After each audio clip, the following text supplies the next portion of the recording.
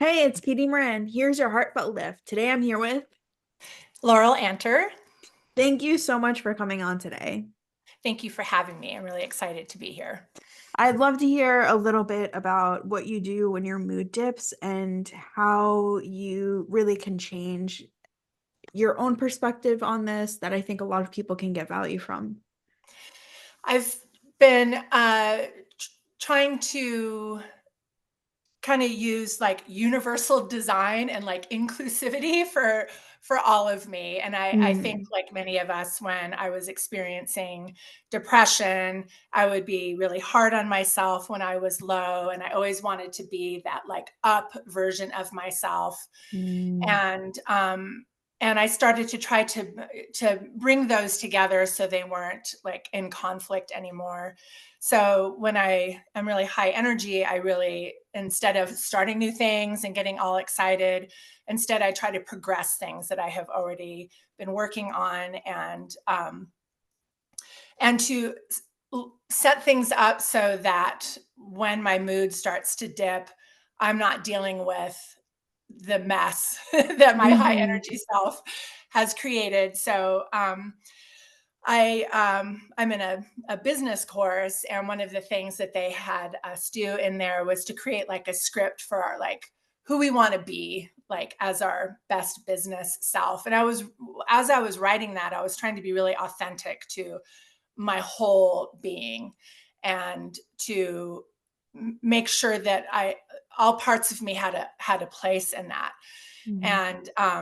and lots of self-compassion, and that it was just really authentic. And then just recently I my mood just really plummeted, and I have all these safety nets, and it was like this first test, seeing that they worked. And I listened to this recording I had made of myself, and it was so full of like compassion and inclusion, and just love. And I was like listening to it on the way to work, and I got really teary. Like I'd never had that experience of myself, of just like, um like, it's okay that you feel like this, and what's a little thing that you can do so that we can stay on track, that smallest little thing that you're willing to do. And it felt really good to Mhm. feel that alignment and that whole self. Yeah, so is it like just one path, like you listen to what you have already prepared, or is it like a bunch of like little steps that you have listed out and you go to which one fits that moment? I have I kind of do both. I have like Mhm. this sort of like when I'm depressed, the thing that I really practice is just being willing to even just be willing. Like if my mood is really low and I just want to go to bed, I'm like, would you be willing just to like wash a dish or just have a drink of water, something that is like a step towards feeling better? Mhm. Um, and it just shifts something. And then when I do like, you know, spend the rest of the evening watching TV or whatever, like I still feel like, but I did that thing to stay. Mhm. Now it's okay for me to rest. I'm not being lazy. I'm Mhm. resting. And it just kind of shifts the framing of it, so I don't go into that like really bad self-talk. Mhm.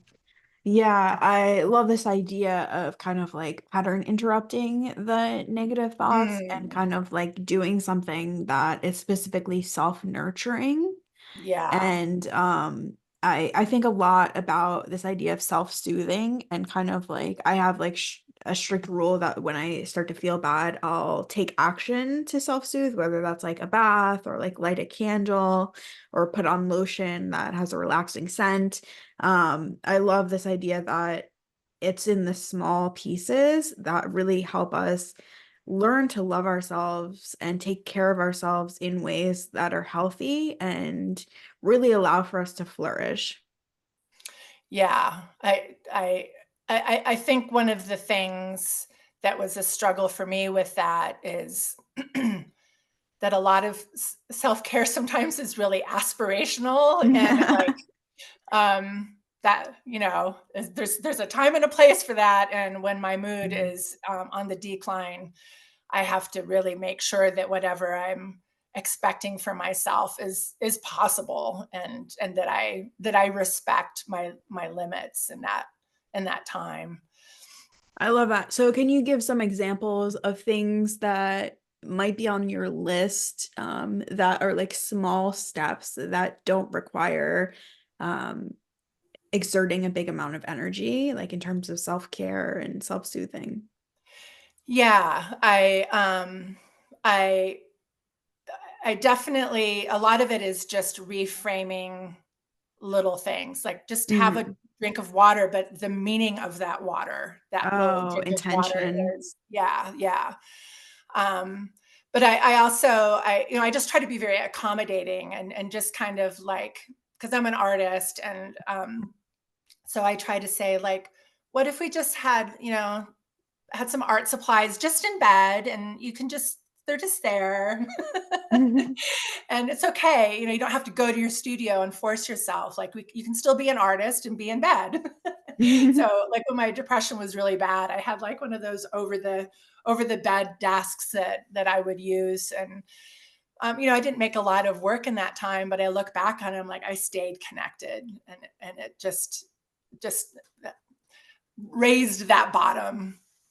Yeah, I really relate to that because I know there's been times where I felt low and I would bring my computer into the bed. I have like a desk and it just like feels like so nurturing to like Yeah. do something that's for me and like also to feel like my best self requires my maintenance and requires the love that I would give to other people and Mm. that Mm. having boundaries and protecting myself is something that is beneficial not just to me but collectively because I get to show up in a way that is where my cup is overflowing and that I'm Yeah. not taking from a place of emptiness. Yeah. Yeah. Yeah. And I'm a classroom teacher, and we do a lot with universal design and just accessibility, and just making my whole life accessible to my whole self, and not like, oh, I'm depressed. I have to get rid of that part of me. Just Mhm. no, you're included too. Like, there was that meme going around about Eeyore. Mhm. And they were talking about how they always included Eeyore. He was always so like morose, but he was still included, and not shunning. Mhm. I think Yeah, is can you tell me a little bit more about universal design? I'm actually not familiar with it at all. if I'm understanding it correctly, it's the idea that disability is kind of something we create by not making things accessible. Mhm. So, that we've designed the world for people who are able and typical in some kind of way, and then if people don't have access to that world, then we call them disabled, instead of designing things so that everybody has the same access to Mhm. everything. And it's a really beautiful idea, and it's so easy to forget, and to just like, how can we change this person so they can fit in, instead of how can we change our systems and education, in order to make it equally accessible to everybody. Yeah, my first internship when I was doing my master's in social work, I was doing clinical work with college students who had intellectual disabilities. And I remember a lot of my work was like prepping them for these interviews. And it was like this idea that they had to like have eye contact and they had to like assimilate to like Yeah. what is professional. And I think I actually went to the interview and I said to them, like, I understand that we're doing a lot of work here to help the students assimilate, but what are you doing to change the atmosphere so that they will be accepted even if they don't and that it is accessible? And it was actually so funny. The person like completely was like, I don't understand the question. Yeah. And the people I went with, they were like that like exactly was like your point.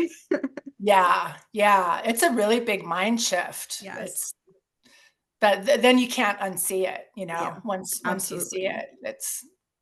That's really empowering, I Yeah, think. and I love the idea that we all have something that we can do to make a difference, and that sometimes it's just that mindset shift, and it's just a simple reframing. And like you said, like the drinking of water, adding intention that it's something that you're doing to take care of yourself and something that you're doing to nurture yourself, and how that really like interrupts this idea that when one thing goes wrong, the next thing does, and the next Yeah. thing does, and then we beat ourselves up about things going wrong. Yes. And I think that's so powerful. So thank you so much for coming on today. Thank you.